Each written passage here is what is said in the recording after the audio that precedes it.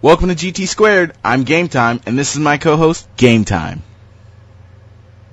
Gran Turismo? Shut up. Fucking smart-ass motherfucker. I went to GCSU, so of course I'm very smart. Hello, everybody. I'm pretty sure you probably know who I am. Or maybe this is the first episode, and you're like, who the fuck are these fucking stupid yahoos? GT Squared? Yeah, pretend we don't know who the fuck you are. Even though most of the people listening are probably my close friends. Unless you're people from the future, where we've gotten big, and they're like, oh, let me go back and watch some of their early episodes, and they're like, good God, this is shit. Not recommended at all, but go ahead. Once we get big, we're just gonna be like, yeah, just watch from this episode where it really picks up. Don't watch any of that early shit. Seasons 1 through 2 are gonna be the last episode. Fucking make like a best of like album that's just like little snippets of jokes. Like it'll be like, we'll have the best, and then we'll have the rest, and then it'll be season 1. Have like a full compilation we call the best of nothing. Yeah, it'll be right next to my now. That's what I call music 45. So let's. Yeah, it's crazy then. How was your week? 45 of them. My week was pretty good as per usual. Worked, then worked. Because I pre-ordered the deluxe copy, I got the early enlister version of Battlefield 1, and I went and picked that up on Tuesday instead of Friday when the game actually comes out. For all the fucking plebes that had to wait that long, what do you think of the game? But it's weird that it did that, because didn't you just go to the store on Tuesday and buy the early enlister version?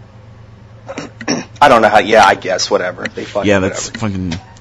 If you pre-ordered, you get the game early, but you can also just come in the store and buy a copy. Really glad I pre-ordered that game. That's worth it. Yeah, you pre-ordered it like in your mind, just going, yeah, I think I will go buy that game on launch. But I really like it. Haven't gotten a chance to play multiplayer. I know, shocker. I mostly just played story, and even then, I haven't even gotten that far, and I'm barely on the second part of the second war story, as they're called. Yeah. Let's see, what else did I play? I played a touch of Indie Dark Souls, aka Necropolis. How was that? Fucking love it. I love that game. It's just fucking dungeon crawl, man. You fucking start out the game and like entering this like kind of like tomb, and then like there's like skeletons and dead guys and fucking. Oh, I'm sorry. Did you just say skeletons? Yeah, skelemen. Okay, my bad. Men who are comprised of skeletons. Men who wear skulls? Gotcha. Go on. No, that's not what I mean. Skelemen, as in like skeleton, but instead of ton, it's men, because they're men. They're men. No. You're. I guess I guess a skeleton doesn't really have a gender, so maybe they're skele ladies too. Shut up. I'm gonna bring the gender neutrality conversation into fucking bones. Go on. Skelas. That's the gender neutral term. Skelas. Or maybe skeleton, fucking stupid. Yeah, so, you can go into the tomb, fight some skeletons, undead Vikings, then you go down this, like, fucking magical elevator, and you see a giant golden pyramid with an eye. Kinda like... Illuminati! Yeah, kinda like that. And he, like, talks to you, but he's, like, because it's an indie game, he's not, like, actually, like, talking like old-timey. He's all like, I'm speaking modern and sarcastic and making jokes at your expense. Wow, how groundbreaking. Almighty voice. Then like from there you go down elevators and you go floor by floor by floor, and it's like each floor is different, and I want to say they're randomly generated, but don't quote me on that. So you go floor by floor by floor, and you fight enemies, and like just they drop loot, or they drop weapons or gold upon death, and like you just collect that shit up, and it's like it's all random.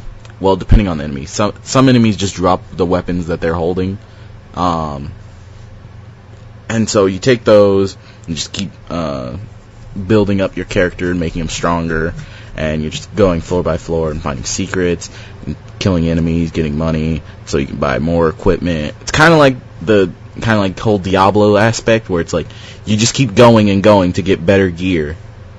I guess also Destiny, but I'm like Destiny, it's actually a good game. Damn. Accurate. Very accurate. Didn't need fucking 4 expansions of nothing to try and make it better, which it didn't. But that's none of my business. I also played a spooky-rific horror game, seeing as how it's October, and soon will be Halloween.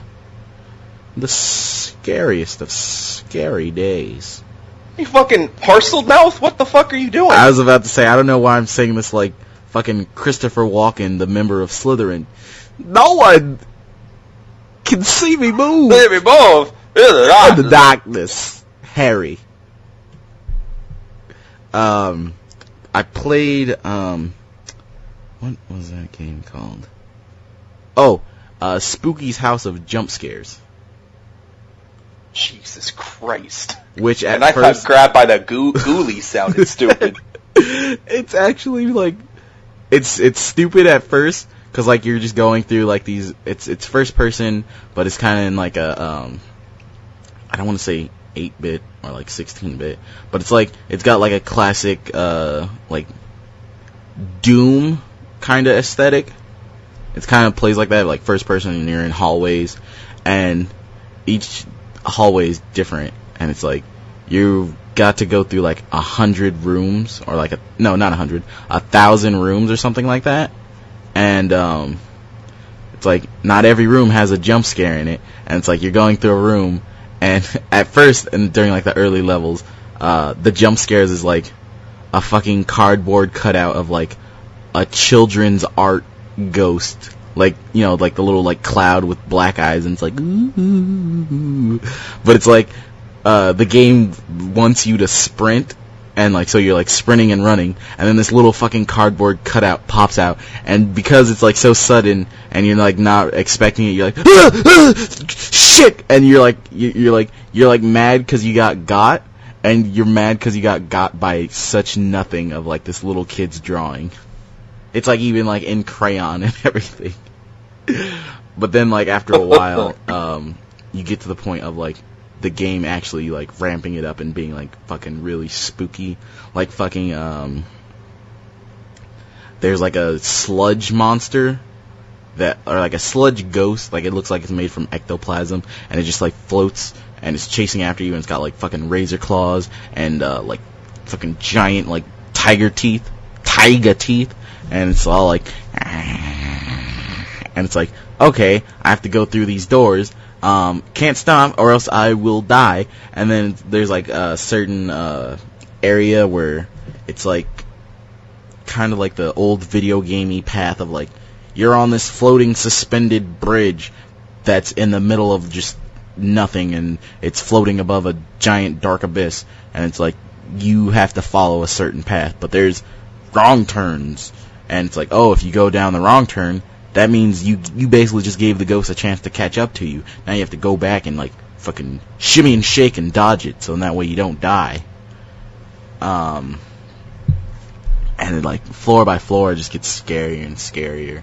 Like not really scary and scary, but like the jump scares become more frequent. The little fucking stupid pop-ups, and then you get to the point where you're getting attacked by other like monsters, and like you get lore of saying like, oh, this ghost named Spooky that kind of looks like Marceline from Adventure Time basically has this castle with like a fucking Spencer Mansion from Resident Evil underground lab under it, where they've kind of done like that internet Death Craze SCP of like this fictional organization collecting monsters and stuff. And there's like a bunch of like monsters and ghosts and occult items down in the floors of this like basement, super basement that goes down 1,000 rooms. Super basement, as opposed to ultra basement. Of course. Yeah, of course. And it's like there's like one point where there's like a lady that like if she's in a room with you just completely distorts reality. So we're like you're like, oh, I'm in this room. Now I'm in like a Silent Hill representation of this room where blood is just oozing off the walls at all time. And I'm in a hellscape. And it's like, I'm gonna get through the room while fucking being crazy. And if I stay in this room any longer, she kills me. And like there's like apparently a point where there's like a spider, I think. I didn't really get that far just from the going off of the little info thingy. But yeah, that was fun to play. That was really all I played this week. How's your week, Brandon? Pretty good. Same shit. Gym, work, and time with the lady. I finished Mad Max. Oh, you good did. Game. I did. Did you like the ending? Great game. I did. It was very poignant. I didn't like the fact of what's his face dying because Max being an idiot. Yeah, a lot of people die because of Max being an idiot. I was a little surprised by that. I'm like, damn, they got okay, well. But it was good, definitely worth the time that I put into it. I was about to say what I thought his name was, but I was like, no, that was the nickname for Max in Fury Road. I was about to be I was like, it's so sad that Bloodbag died. No, yeah, Chum Bucket, yeah. That's it, Chum Bucket. Yeah, I finished that, and then I picked up Battlefield 1 like you did Tuesday. I dabbled in multiplayer throughout the week. And then I finished all the war stories this afternoon. So is there really only just 5 war stories? Yeah.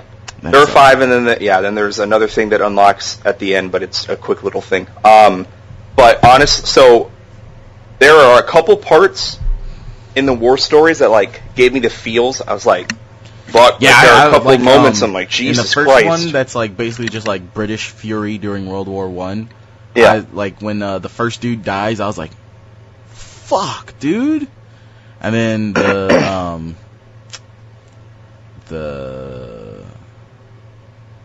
don't really care about the guy with the carrier pigeon. Yeah. But when it was like revealed that the one dude was shot, the like captain or whatever. Yeah. And he's like, I'm dying. You lads have to go into the village and get the spark plugs. But then the one like hard ass dude is like, I ain't going over there. I'm gonna fucking get out of here. And you should come with me. And you're like, no, we gotta fucking finish the mission. Gotta keep him safe. He's dying. And we're gonna get him back and he's not gonna die. And then, when probably should have started this whole discussion off with, spoiler alert. Sorry about that.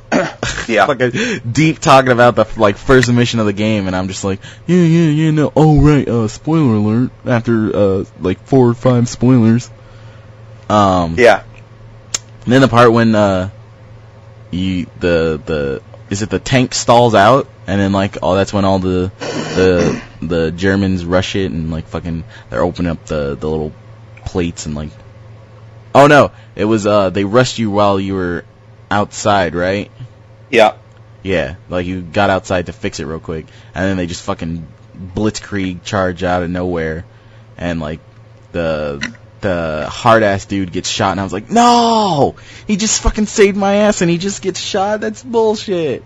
And then the captain dude on the inside fucking blows up the tank, shooting the gas line or whatever, and I had some feels because I was like, fuck, they're both dead. You're just here, kind of a little PTSD traumatized, looking at your bloody gloves. Yeah, and then, it was. And then the hard ass dude's all like, I'm alive actually. Yeah, but it wasn't so much that one. It was more the second one. I think is probably my favorite one, just because of the way that it ends. It's very like, wow. But they were all pretty good. I was a little disappointed that they made a big deal about the Harlem Hellfighters section, and it was just a tutorial. That was fucking. Like, I wonder if you actually like input the little thing if you pre-ordered where it like gave it to you the Harlem Hellfighters pack, would the game just start out in the main menu, or would it do the same thing where it's like it boots you into the mission? I'm sure it does the same thing. I was like, come on, guys, like that was a very, very interesting part about the game, and I was like, oh, that's cool. Yeah, I was really legitimately like, had never heard about the Harlem Hellfighters before the game stuff came out. And I didn't either. Cool. I knew that. And then it's like, oh yeah, American soldiers. You don't even play as a black guy. You play as a black guy. Like what? There are 3 dudes that you get forced to die like 5 times in that mission because it's teaching you certain game mechanics. It forces you. I wonder. It does. It does. Yeah, it does. I was like whooping ass, and the game's like, fuck you. Dropped a bunch of bombs out of nowhere. I'm like, what the fuck? And I died. So I died from the same guy, like the same enemy type, 4 times. The flamethrower guy? Yeah. Because as it turns out, he goes fucking thermonuclear and blows up an entire building. It was the first guy that you start out with that it like automatically boots you in. I was him, and I was kicking ass, and then I turned and shot at some dude that like tried to flank, and then I turned back, and the flamethrower guy's there, and they're just fucking bullet sponges unless you hit their fucking pack. And fucking, I like tried to run away, and he just went, and it's like, if you're even hit once, you're done. You're done. There's no like running away and like crouching down and like your health comes back. You're just dead. And so it booted me to another guy, and he's like in this church, and it's like, they're coming through the windows. And I'm like, got the shotty. I'm like, ooh, shotty. Got that shotty to rock your body. And I'm like fucking trying to take him on. And then one flamethrower guy gets in, and I turn a corner, and he just, I was probably that second character like 5 minutes. No, not even that. Maybe like a minute and 30 seconds. Yeah. And then like the one before like it's like the actual guy that like you in the cutscene with. But the last guy before him, I was rushing up with my weapon, and I ran out of ammo. I got down, picked up some German gun off of him, and there's a flamethrower guy, and I'm like, shit. I turn around, start to run, there's another flamethrower guy, and they both just, and I'm dead. Yeah. But other than, I mean, the game was, I think it's probably one of the best Battlefield, well, I guess that's since Bad Company 2, I would say it's probably exactly the best Battlefield story. And, which is good, considering that it's not very long. I mean, I played on easy, so I can get it done, but it's not difficult to do it all. Each one was, I'd say the first one. On easy? I play all games on easy, so I can get done with them sooner. Like, I've been playing them on normal, because when I've been trying to do easy, it just, easy's grayed out, and it won't let me select it. You have to hit the Y button. Yeah. Well, I guess I'm not a bitch, so. That's fine. I'm a bitch who doesn't have a lot of time to play video games anymore. True that. But you'll still go for all the collectibles in open world games. No, I do not. Not if it doesn't serve the gameplay. That's why I won't be doing any of the Playboys when I get Mafia 3, because there's no reason to do it. There's not even an achievement for it. But the game is good. The multiplayer is fucking... It is the most fun I've had in a Battlefield game in a long time. It is... all the battles are fucking nuts. Yeah. It's like... I'm like, Jesus Christ. Like, the multiplayer is just like the same, but also better from the beta. That fucking we enjoyed playing. I'm all in for it. Because there's a game mode I'd love to see more maps than just the fucking set of the Mummy. There's speaking of, never mind. I'm not going to tell you that. It's a cool thing in the game that I didn't know you did, but it was cool. No. Tell me. You get to play alongside Lawrence of Arabia. Dude, I already knew that though. Okay, well I didn't. Wait, you didn't know that? It was in like the single player trailer, and I don't pay attention to shit on games I want to buy. I already decided I'm going to buy them. They have my money, and then I go get it. But I will say there's a game mode that you will like. It's called Operations. It's pretty much a combination of Rush and Conquest. Okay. So you start off, and there's an attacking team. You have 3 battalions, so 3 tries to try to take this entire like set of bases, and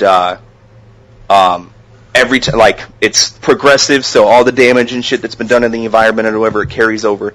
And it's dope as fuck. Like, you have to capture these 2 flags. After they capture them, the other team gets pushed back, and you hold those 2 positions. And at the end of the round, depending on like who won or who lost, like the losing team that's attacking, they'll get like a dirigible or they'll get like a dreadnought boat or whatever to like support them and keep pushing the people back. It's fucking, you'll get a fucking kick out of it. It's like kind of a history lesson too, because it starts off, depending on which side you're on, with like a quick little commentary on what's up, and then like, oh my god, it's so much fucking fun. I'm like, dude, I haven't even touched Conquest and Team Deathmatch, and I'm like, Conquest is where I'm at, and I hope they add more maps to it, because it's my favorite Battlefield mode ever. Like, it's so engrossing. You'll probably get a kick out of it. Well, that was my week. That's pretty much it. News. Yeah. News. Yeah. Do work. All right. Continuing on from what we were talking about last week, Rockstar released another teaser image on Monday that was a picture of 7 cowboys in like a silhouettes with a like kind of silhouetted backdrop of like some mountains and like the orange sun. Then the next day, they released the same image, but it's saying Rockstar Games presents Red Dead Redemption 2 Fall 2017 trailer coming Thursday, October 20th at 11 a.m. Eastern Standard Time. And that trailer dropped, and I gotta say, I thought it was very, very lackadaisical. The trailer? Yeah. I hated smoking crack? I hated the fact that it's not really a full trailer, but a teaser, and that fucking it's mostly just a tech demo. No, fuck that. It was a tone piece. They did the same shit for GTA 5 when it came out. Michael's sitting there doing a speech about, I was in this game a lot of years, I made it out alive. And it's just snippets of shit going on in Los Santos with some cool music playing in the background, and that was it. They did the same shit for this game. It's a Magnificent Seven, the game. You're either in that gang or you're chasing them down. And I'm nervous that you're going to play 7 protagonists, but I'll get to that. I thought it looked good. I feel like maybe this is could be, maybe, don't quote me on this, young John Marston with those guys. I don't know if I agree with that. I think that it's more likely him. I think it's the story about his son, because I think so. They called it Red Dead. I think they called it Red Dead Redemption 2 for a reason. I don't think they would have called it Red Dead Redemption 2 because the whole story. I'm not going to say spoiler. Fucking the game came out 6 years ago. Go fucking play it, and it's backwards compatible. Go get it. You die at the end of the game as John Marston, and the whole game is about him trying to have this new life, but he gets dragged back into having to kill his old squad in order to get his shit together and have the government stay off his case. Mm-hmm. So I don't think they call it Red Dead Redemption 2 if it was you playing as John while he was still in the gang. I think that you play as either his son or there's some relation to what happened in the first game, and it's a continuation of that. I think they would have called it Red Dead. They would have called it Red Dead something else if that was the direction they wanted to go. That's why I don't think it's a prequel. I think it's a sequel somehow. I just don't know how. Now, let me tell you why I don't think that is the case. Because the fact that Red Dead Redemption, it ends, as you're talking about, playing as Jack Marston in the year 1914, the first year of World War I. News check, Brandon. Last time I checked, there were no cowboys in 1914. I mean, yeah. Like, I was barely able to give the fact that Red Dead Redemption takes place in the year 1911 and that there's cowboys. I was barely able to believe that. Like, I gave them the benefit of the doubt. I'm pretty sure there were no real cowboys remaining in the year 1914. I don't know, man. The West stayed untamed for at least, I think, through the 20s. I mean, maybe I'd say late 1918. Maybe I think at the end of the World Wars when that whole thing kind of died down. But I don't know. I mean, the trailer kind of. I don't know, man. Rockstar's always very particular about how they name things, and I don't think that they would have had because you know how the story of John Marston ends, I think it would have been anticlimactic for them to pull it back and say, here's how everything happened. Not that that's not a story worth telling, but I don't know that I don't think that that's the avenue they would go in. But we'll see. I mean, when they actually release a story trailer down the road, we'll have a better idea. But I'm pumped as fuck for the game myself, because they put a trademark for Red Dead Online, which we know what the fuck that's going to be. And I'm even more excited because this is a game they finally building from the ground up for this console generation. They didn't do that for GTA 5, and GTA 5 still looked dope as fuck. Yep. So I can't fucking wait. Red Dead Redemption was so good. I still think GTA 5 was better, but Red Dead was so good. And I'm curious how it's all going to play out. I think the concerns about it being multiplayer focused and all that, if Rockstar knows anything, it's what their audience is, and their audience is drawn to them for their single player and stories. Multiplayer now. Yeah, well, the multiplayer ever since in GTA 4, it's like our fantastic stories in single player and our amazing like player to player interactions in multiplayer. They're one of the few game developers that don't have to sacrifice one for the integrity of the other. They can do both in a very, very, very high level. So I'm pumped. Yeah, but very much so. What's next? Battlefield 1 released, and we already talked about that. A new gameplay trailer launched for that Legend of Zelda Breath of the Wild, aka Legend of Zelda Skyrim, or Legend of Zelrim. Showing off more gameplay footage, combat, exploration, the wide open sandbox. I'm really fucking digging it. I don't know about you, because I'm pretty sure you're not really much of a Zelda guy. Wind Waker was great. Ocarina of Time is the best N64 Zelda game. I don't really care. I mean, Breath of the Wild is just like everything else Nintendo does now, and we'll get to that later. Reactionary, but we'll see how it does.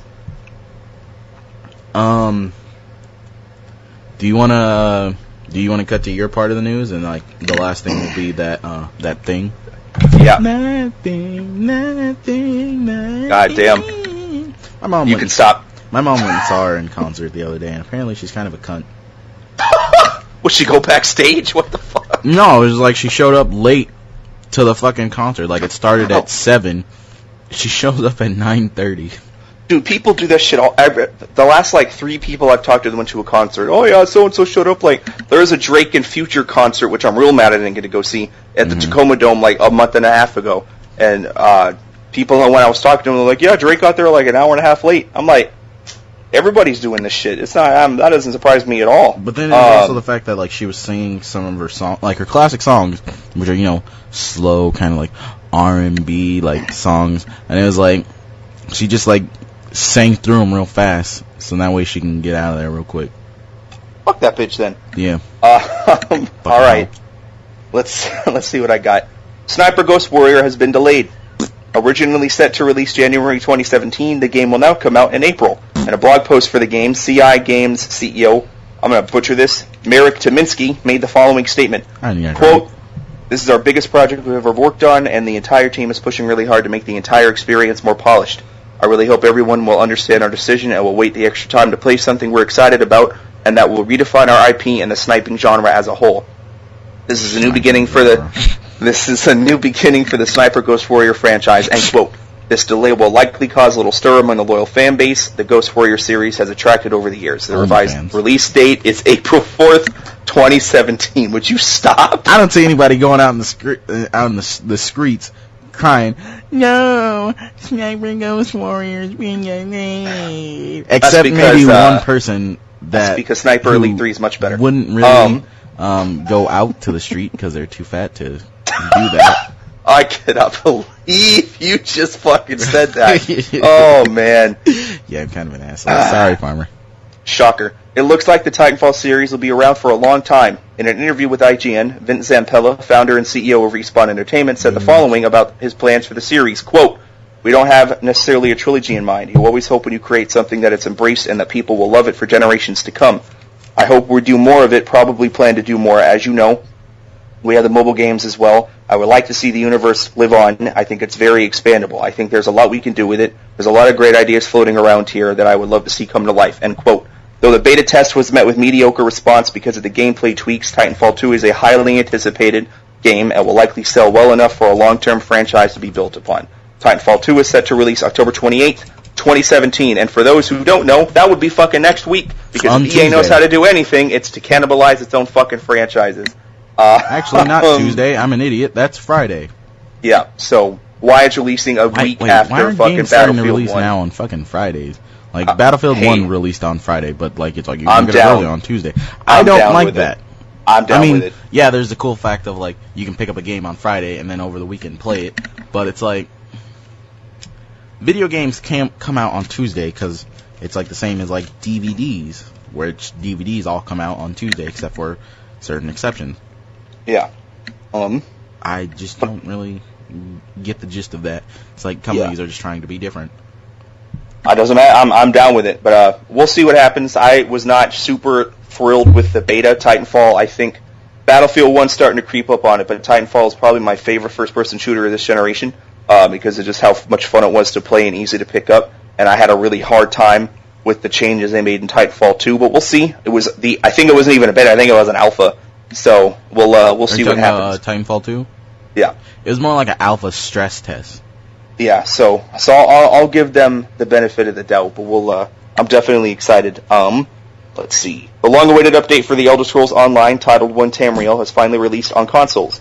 This update opens up the entire continent of Tamriel to all players. The studio described the changes in its website, saying, quote, by dropping alliance and level grouping barriers, you will now be able to adventure with many friends starting today. And of course, you will be able to go wherever you want to, as the same no longer restricts your location based on level, so enjoy your newfound exploration, end quote. Elder Scrolls Online has maintained a healthy player base since changing to an almost free-to-play framework. These changes are likely to improve the gameplay experience and possibly even entice more players. I won't be one of them. An official reveal of the inevitable sequel to Wolfenstein, or as Angelo and I call it, Castle Wolfenstein, The New Order, may be on the horizon. During an interview with Two Left Sticks, Brian Bloom, voice actor for series main character BJ Blazkowicz, said the following, quote, if you look at Bethesda's E3 2016 lineup, there was a title hinted at in a cool way. It sparked a bit of wildfire. That subtle, very simple DOS language going through the titles. Perhaps we're working on that as we speak, end quote. Bloom is referring to the mock DOS screen that appeared during Bethesda's E3 press conference, which showed a list of games in the Wolfenstein series in order, with New Colossus conspicuously appearing at the end. Between that and the hints being dropped by Bloom, an official reveal should be right around the corner. Maybe this time we'll get zombie, undead, Robo Hitler. Oh man, he's the new Colossus. Yeah. That would not surprise me at all. Let's see. It'll be interesting to see where they go with the whole Wolfenstein now in the 60s and the Nazis being in power. God, that game is... I cannot believe how good that game was. So good. So good. And Doom just as good, seeing as how it basically just copied it. Which makes sense, because I'm pretty sure Wolfenstein originally copied Doom, because they were the same guys, and they're like, I mean, this is the only thing we know how to do. Well, sure, I mean, if it ain't broke, don't fix it. True. The Season Pass content for Dead Rising 4 has been revealed via an announcement from Microsoft. The marquee add-on seems to be Super Ultra Dead Rising 4 Mini Golf, which will add 4-player co-op golfing using guns instead of clubs to move the balls around. Rounding up the DLC are the... Tangent, I don't like the fact that they're getting too meta with it now. It was funny with the Dead Rising 3, and it was like, you know, ha ha ha ha ha. But if you're going for the same joke again, it's like, no, Capcom, no. I got one thing to say to you. It's fucking Capcom. True. Rounding up the DLC are the Stocking Stuffer Holiday Pack, which adds holiday-themed items to the game, and Frank Rising, in which Frank West has a massive erection. No, just kidding. In which Frank West is infected and must find a cure before he turns into a zombie. Dead Rising 4 will release with the game and Season Pass bundled together in a deluxe edition, which will be $80, which is the one I'll be getting. This is set to come out for PS4 and Xbox One December 6th, 2016. Despite my frustration with Dead Rising 4, they have completely convinced me to invest myself back in the game, so I will be getting that. Wait, and I'm sure it's coming out on December 6th, 2016. Which consoles again? PS4 and Xbox One. Man, talk about a series that doesn't know what it wants. Dead Rising 1, Xbox 360 exclusive. Dead Rising 2, PS3, Xbox 360, now on PS4 and Xbox One through backwards compatibility and PC. Well, not backwards compatibility, remastered. Dead Rising 3, Xbox One exclusive. Now Dead Rising 4, PS4, Xbox One, and PC. Yeah, well, I think Microsoft lost bargaining room when they are significantly losing the ground war and the console war. You say that, but didn't just last week we were talking about the fact that Microsoft... it's the 3 months in a row it's a best-selling console, but it's not going to catch up to PS4. The install base is too big. But, I feel like I digress. If they have more exclusives this upcoming year... Well, it sounds like they do, although we forgot to mention this, Red Dead Redemption 2 is going to have exclusive DLC come out for PS4 first, so that's an interesting shot across the bow. I guess that's a big fuck you for the Lost in the Damned DLC Xbox 360 players got first, and you're fucking right, we did, and it was awesome. I actually didn't play that until after they released the episodes of Liberty Cities, where it was just the Lost and Damned and the Ballad of Gay Tony. Yeah, and then I was like, I traded that in at GameStop and got the one that actually came with all three. Yeah, I didn't. I was impatient, but to this day, in my opinion, other than the Prothean DLC and Mass Effect 3, best DLC in a game ever is Ballad of Gay Tony and Lost in the Damned. I thought you were about to say, where's DLC? I was like, no, I think Horse Armor in Oblivion's got that beat. Oh, give them a fucking break. They got a bad rap for that. That's nonsense. Anyway, those of you waiting for the remaster of Darksiders... You know what's... wait, hold on. You know what's funny? Even though it's a shitty DLC, I'm actually one of the idiots that paid money on it. Of course you are. And I would have if I was allowed to have Xbox Live in my house when I was a kid, but God forbid my parents let me do anything fun. Those of you waiting for the remaster of Darksiders will have to wait a little longer. Per GameSpot, THQ Nordic has announced that the remaster titled Darksiders War Mastered Edition. Wait, is this for Darksiders 1 or Darksiders 2? Darksiders 1. Darksiders 2 came out already, so that makes sense. Let's re-release the second game and then re-release the first not as good game. Has been pushed from its... The first one wasn't. I had played neither of them. Has been pushed from its original release of October 25th. It will now come out November 22nd. As is usually the case, the game will feature upgrades visually, featuring 60 frames per second and 1080p on consoles. A PC debut is slated for November 29th. This one's interesting because I call bullshit. Per report from Game Informer, Michel Ancel has taken to Instagram in an effort to explain some of why Beyond Good and Evil 2 has taken so long. He posted more of the art for the game and wrote the following, quote, "The game was replayable with many prototypes. All videos were real-time, but we had too much technical issues. We wanted to plan an exploration, space travel, cities. All this is supposed to be in BGE1. Instead of not doing the game of our dreams, we decided to return to 2D, have fun with Rayman, and go back at work for Beyond Good and Evil 2. We still have lots of work, but now the tech is ready and the team is fantastic." End quote.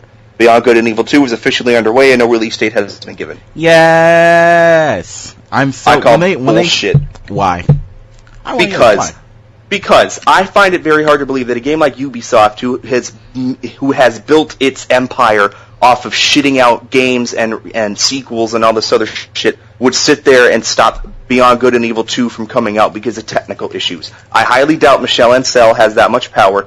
The reason they didn't come out with it is because BG&E, as much as everybody says it's such a great game, underperformed, very much so, and they were very hesitant to release it. It took many years until they're at a point they're at now, where they aren't releasing sequels just for the fuck of it, and all of this other stuff, and now they're trying to go back and retread and see if it finally picks up. But I will say the same thing about this game as I've said about Mirror's Edge 2 before it came out. The fan base sits there and they caw and cry about how bad they want another game made. The game comes out, and they don't fucking buy it. And I'm sure the same thing is going to happen with this one.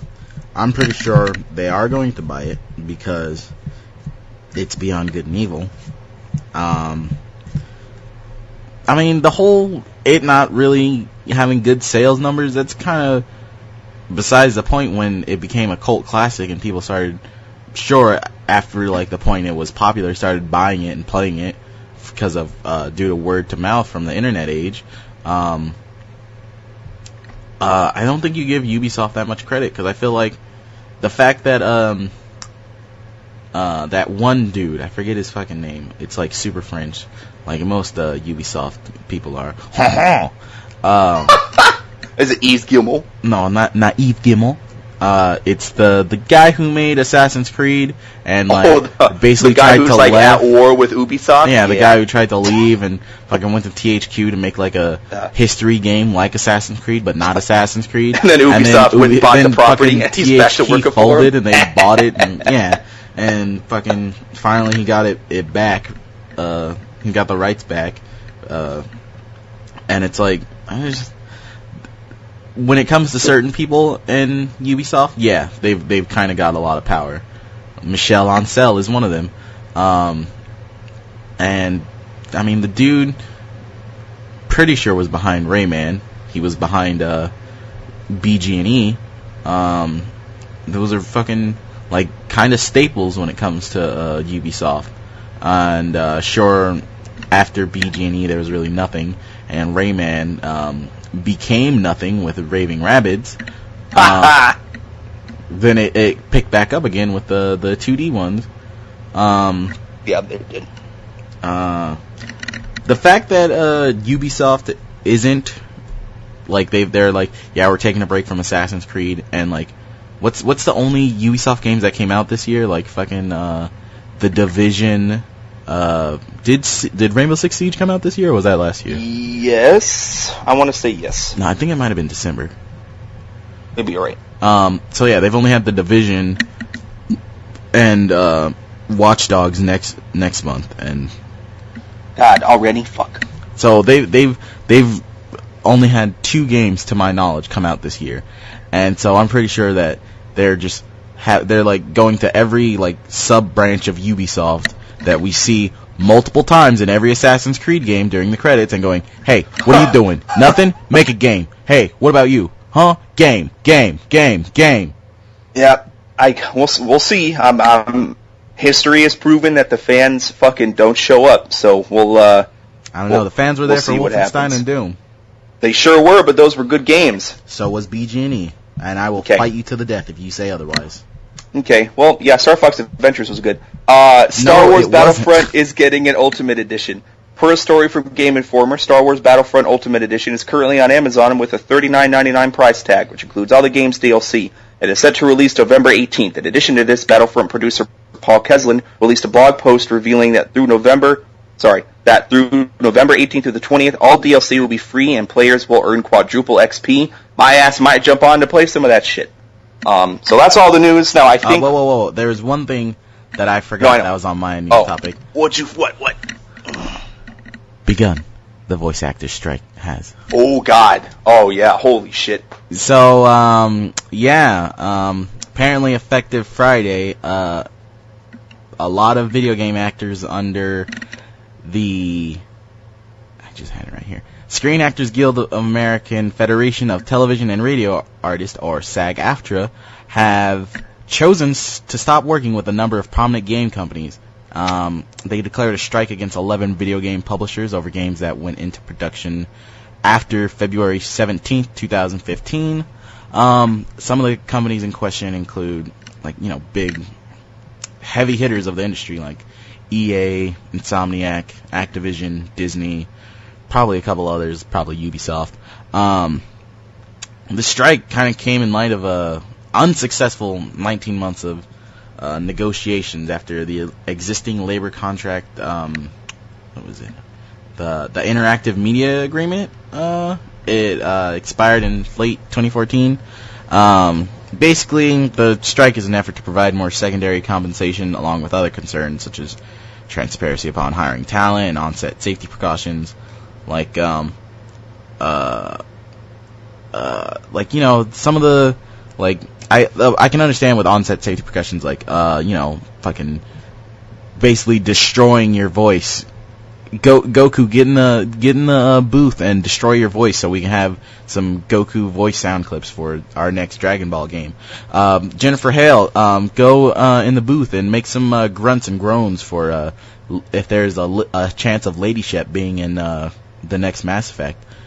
And then when it comes to transparency upon hiring talent, that kind of goes on the fact that some game companies will, instead of going to SAG-AFTRA and going, oh, you got this up and coming voice actor, how about you, we hire him and have him come in to record some lines as like a NPC in the background, whereas most companies will just be like, hey, Joanne, my favorite secretary, come on in here and record a couple lines for me.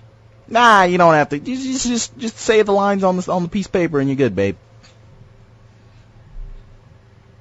But it's understandable because like some voice actors aren't really getting paid that well, and when it comes to like if you're throw out your voice or something and having to have surgery because of vocal stress, it's like, well, now I've been out of work for months because I'm healing from this, because my voice, that thing I used to make money, is now destroyed and I have no cash flow. And it's like, with the gaming industry producing $23.5 billion in domestic revenue in 2015 alone, it's like, come on, you can't really do that, like giving them residuals for their gaming work, whereas most voice actors typically around like $125 for a standard 4-hour vocal session.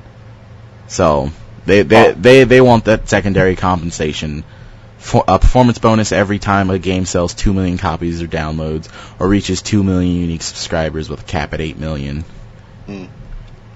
So this has been going on for, I've heard rumblings of this for about a year and a half now. I'm not surprised. I want to say like about that, maybe 2 years. They're not asking for anything unfair. What was I going to say? God, I was going to say something. Fuck, I don't remember. But I'm curious. This is what makes me even more happy about the game industry, because this is the same kind of shit that the film industry had ran into its lifetime early on, is guilds, the actors guilds, and taking care of the talent and shit like that. The developers have to understand that the backbone of their work, unless you're an indie game that can't afford voice acting or finds a way around it, the backbone of that industry is the characters, and the characters are provided by voice and mocap. And if you don't pay them well and do that well, the example I use is Uncharted and Tomb Raider. Yeah. Those games without the voice acting and the mocap to go with them would be fucking nothing.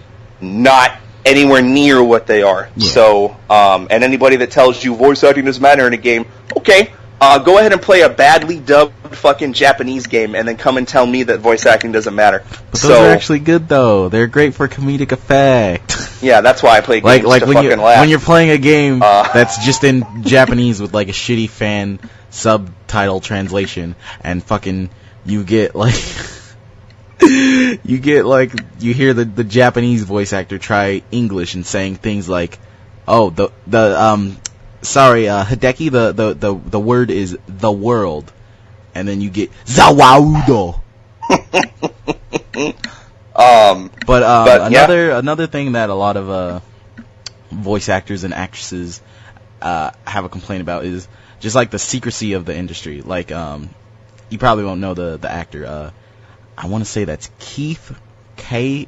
His first name is spelled Key the.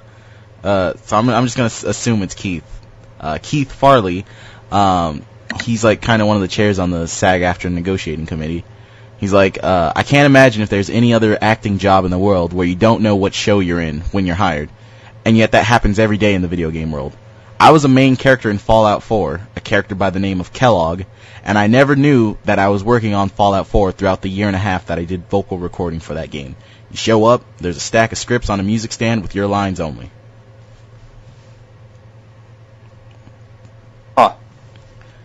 And I guess apparently voice actors represent less than 0.1% of the work that goes into making a video game. Oh, that's what the lawyers representing the video game companies is trying to say. What an asshole. Yeah, well, they're going to protect their business interests, and they're going to lose in the end, because the most recent strike I can think of, do you remember the writing strike in like the middle 2000s? And I do. The crippling impact that had on the entire industry. No movies, no TV shows. Fucking Stephen Colbert, Jon Stewart, and all them made light of it and shit. The power is in the people that produce the content. And the video game industry is going to realize that at some point. If it's not from this strike, it depends. If Troy Baker and I always forget is the other guy's name. If Nolan those two and Laura Bailey put their weight behind the strike, they're behind the strike. Because I remember back when there was the inklings of it going on, that Troy Baker was like, yeah, no, I mean, it sucks. It was Troy Baker and Nolan North. They were really like adamant of like behind it, like when it was like inklings and the strike actually didn't start. Yeah. And I mean, if God, I forget his name. He's one voice actor. He's in a lot of games. He was the voice of Reggie, Troy Baker's character's brother in Infamous Second Son. He's actually married to Laura Bailey. So if he's behind it, I'm pretty sure Bailey's behind it too. Yeah, so this, we'll see what happens. I'm curious to see how this shakes out most of the time.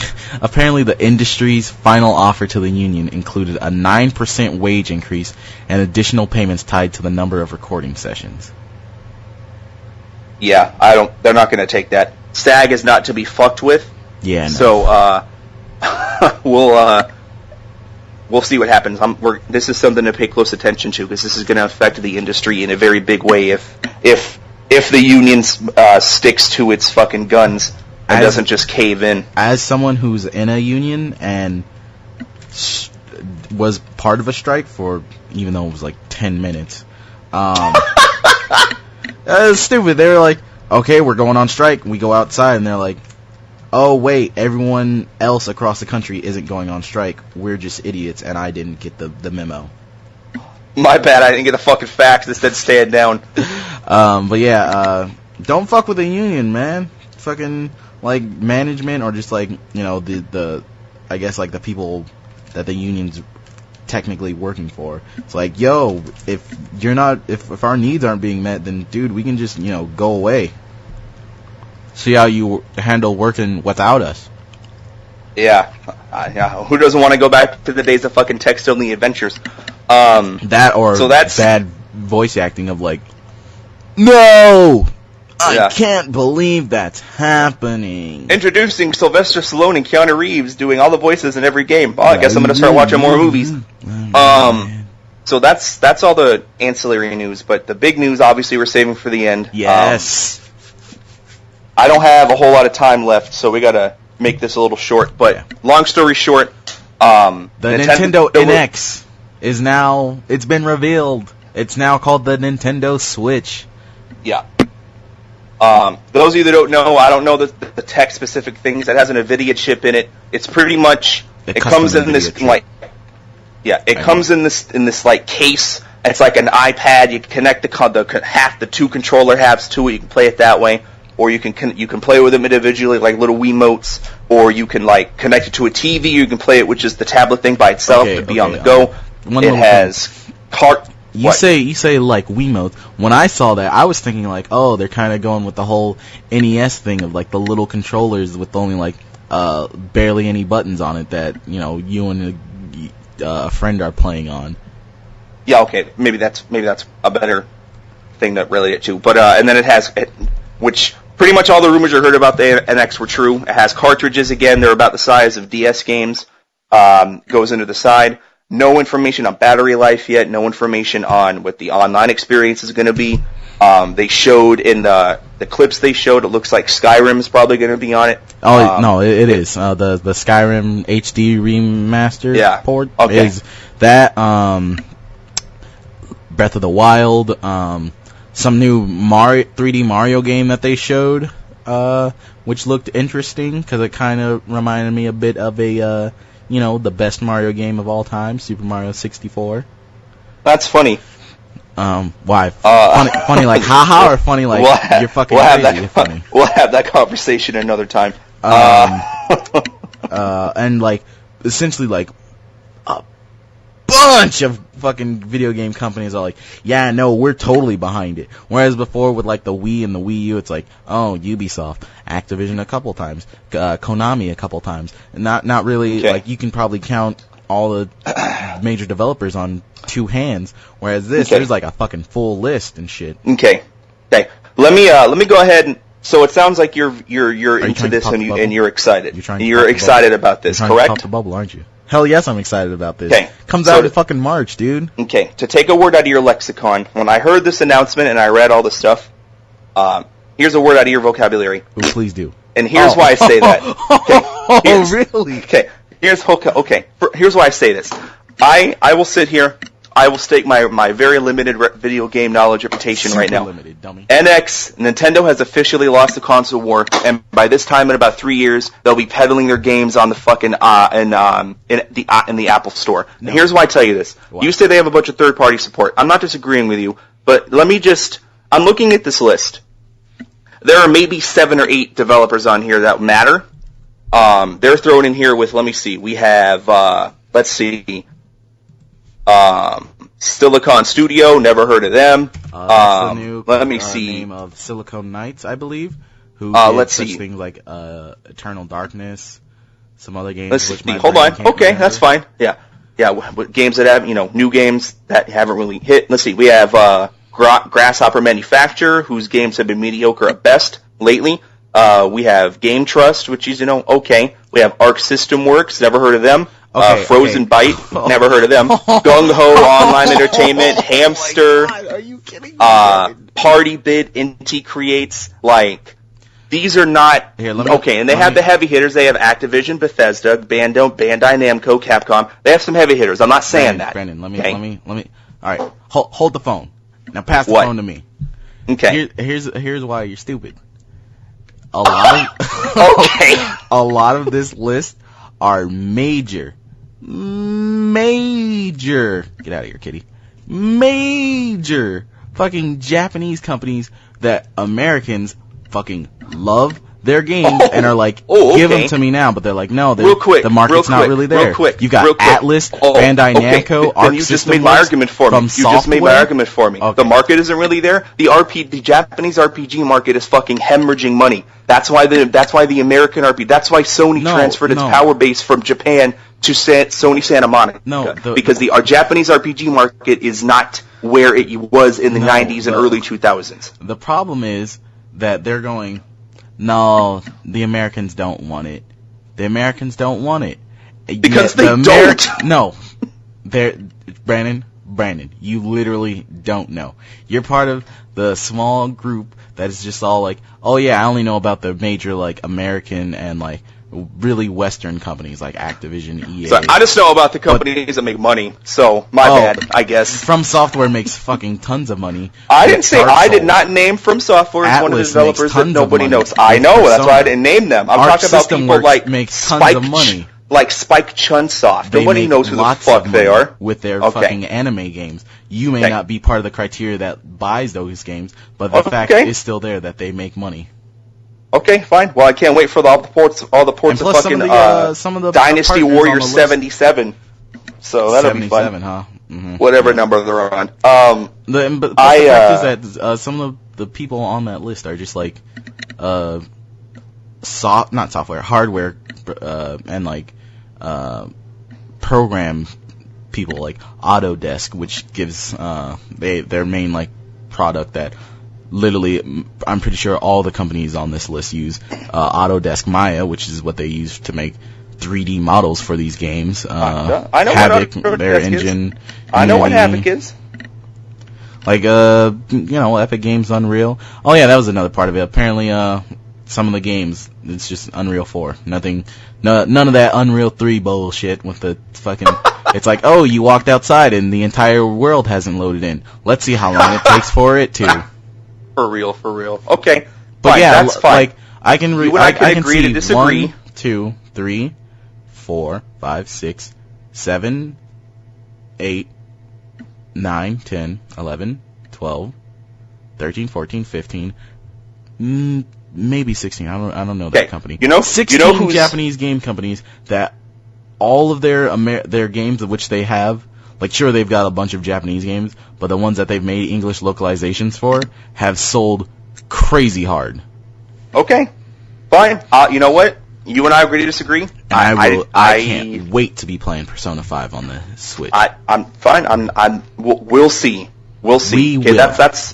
that's problem number one. Problem number two. Clearly, Nintendo has not learned its lesson because How so? because the fact that they have cartridge-based games means two things. Now, one, let me they're tell going to you. be limited space. Now, Two, go ahead. So, when I saw this, it made me go, okay, so they are doing that thing that was rumored. The Switch is not only just a home console, it's a mobile console. So, instead of 3DS, it's probably going to be Switch. Or maybe 3DS games will also be able to be played on the Switch, which would be good, because then you don't have to worry about fucking the Nintendo market, which is, well, as you put it so confidently, a word from my vocabulary. Mm-hmm. But it also means that, you know, if even if they do go with how the 3DS is, you can probably just expect SD cards, like as if an old phone from like 2008 to now with Androids, which is okay. Well, you know what? And probably they'll even have like little like a memory adaptation things on the little case you put the Switch in. Okay, so already, see, now this is a travel problem. Okay, this is the third problem that they have. Okay, that I can already tell just by looking at this. They're trying to embrace the mobile market, which any hardcore gamer would tell you is not a market that you want to copy. It's not. It just because it makes a lot of money, it does not mean it's the whole. That's not true. Hardcore gamer thing, because I don't think gamers really know what the hell they want. I don't think there really is a quote unquote hardcore gamers. I completely disagree with that. That's not the people that sit there and spend $500 on Candy Crush are not the kind of people that Nintendo should be trying to market to, and that looks like that's exactly what they're trying to do. No. If I wanted to have Mario on the go, I'll buy a fucking 3DS. If you're saying that all the Nintendo games for this were going to have microtransactions in order to, like, oh, you get to play the game for 10 minutes, but if you bought these microtransactions, then you can play the game for longer, then maybe I'd be inclined to agree with you. That's fair. I'll tell you what. A lot of these things are up in the air. That's just me looking at it, looking at everything. Two things are going to dictate the way this goes, and these are two very important things: battery life and the online infrastructure. Because if the battery life is anything less than 6 hours, this thing is going to fucking tank. Because people are not going to take it. If I can sit there with my phone and have 8 hours, if I turn the brightness down, and I buy this, what I'm assuming is going to be between $300 to $500 console, and it has only 5 hours, fuck that. And the other thing, the online infrastructure. If it is the same convoluted, difficult to use, unintuitive pile of shit that it is now, then they are not going to gain any ground. I'm very confident seeing this console. They once again, they combine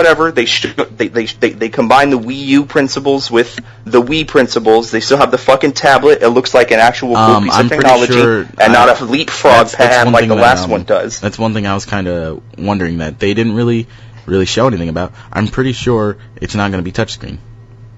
No, I don't think it will be either, but it doesn't matter because the battery life is not what it needs to be. This thing is going to crash and fucking burn. I don't care what anybody says. I don't really think battery life would really matter if you're at home and putting it in the little stand thing.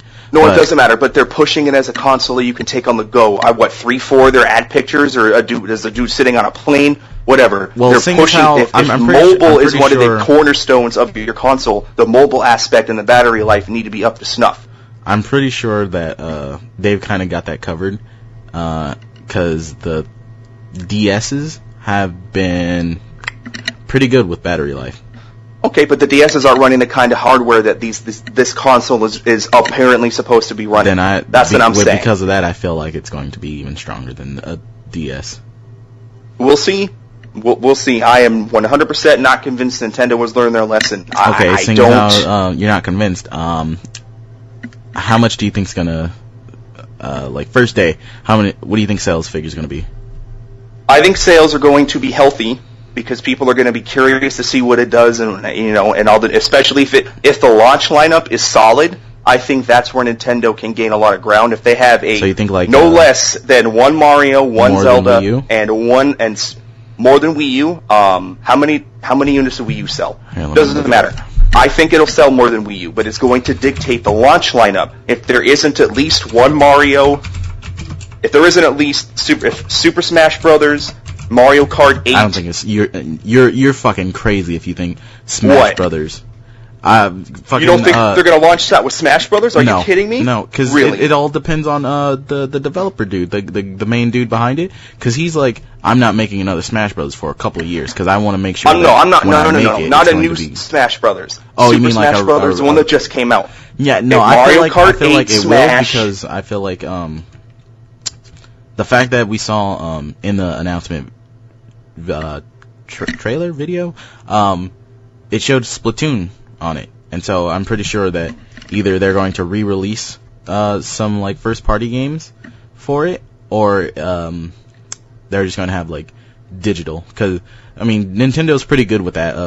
Unlike a lot of these other companies, they're pretty good with the whole backwards compatible and like bringing old games forward.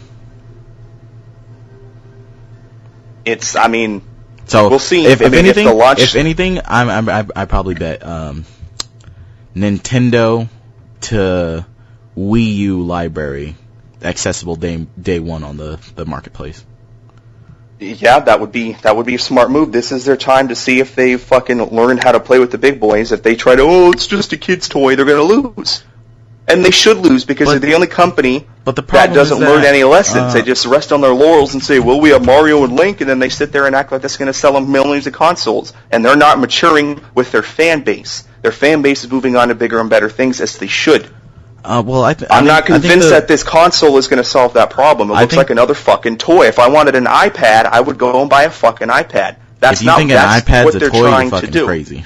You know what I'm saying. If this thing looks like an iPad with two attachable fucking things on it, I will give this to them. It has a very sleek It's thinner than the it's the a Wii's it's a very sleek looking console. But I'm sitting there looking at these fucking little Fisher Price size little game pads it comes with, and I'm like, I'm gonna break this motherfucker in one game session. But that's me because I get mad. So I'm here. The three things that are good: battery life, launch library, and online infrastructure.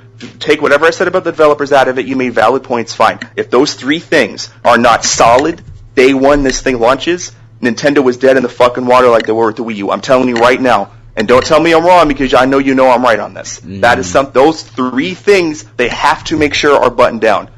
Especially battery life. You say two. You and I disagree on the battery life. I don't know how that's the case. Not the battery life. The online infrastructure. The launch? Oh, bullshit. Because no. Let me fucking say it. God damn it. See, with the whole Netflix thing, fucking the Wii U and fucking Nintendo 3DS have Netflix. They're fine when it comes to apps and online and stuff like that. Did you try using Netflix on the Wii? Yes, I have. The problem they have is when it comes to multiplayer. Yes, because Nintendo still has the notion that if you're going to be playing a fucking multiplayer game, you don't need chat. Yeah. Like the fact that I had to fucking be in an Xbox party to talk to my friends while playing Splatoon is batshit insane. Yeah, so I'm not convinced Nintendo has done nothing to show me that they've learned their lessons. I'm going to be paying very close attention, as I'm sure you will too, as our listeners should, to the things they announce about this. I mean, you remember one of our first topics during, I think it was in the pilot, I don't know if it was in the first episode, but was like rumors of the NX using cartridges and like just some of the other stuff about the NX. I've been following just a lot of just rumors and stuff about the NX for like ever since it was like first like, oh yeah, we're working on a new thing called the NX. Can I just say, game companies, stop changing from your fucking prototype name. You have such good ones and then you give us stupid ones. Like the Switch? Like the Switch or the PS4 Pro. The Neo. The Neo was pretty cool. The fucking Scorpio better come out and be called like Xbox Scorpio or Xbox One Scorpio. Yeah, right. It's gonna be like Xbox 1.5 or some shit. No, they wouldn't do that stupid shit of being like, it's called the One, so we'll just call it 0.5.